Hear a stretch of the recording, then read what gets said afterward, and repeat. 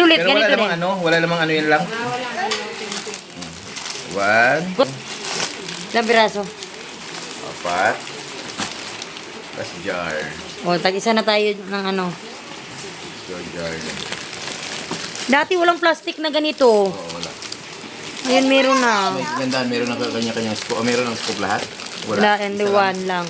Hindi, one lang. May kasama na, tag-isa na tayo. Kasha din sa jar, isang Guys, dumating na po ang aming bagong order na Nation Barley. Ayan, Herbal Nation Barley.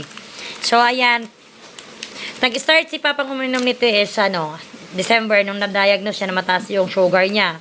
Pero alam ko, bukod sa nag-diet siya noon at nag-redress siya ngayon, noon pala, hanggang ngayon pala nag-redress.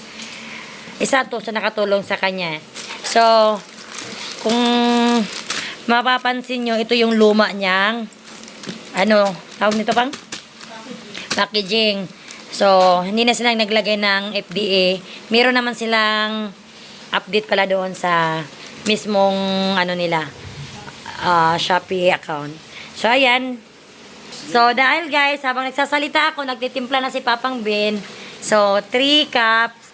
So, meron tayong dito, 200 ml na water ang ilalagay natin. So, iinumin namin siya every morning na wala pang laman yung tiyan namin.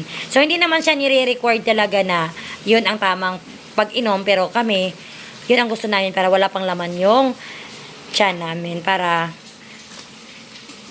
lang, trip lang namin, char lang. So, ayan po. Nakarami na po si Papang Bin nito. So, ako, bago lang ako nagiinom nito, siya lang talaga. Dahil marami na tayong karamdaman. So, hindi ko to pinopromote na dahil bayad ako. Hindi po.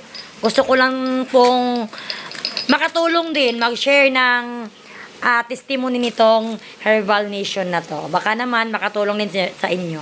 Sa may mga, dyan, hypertension, diabetes, ayan.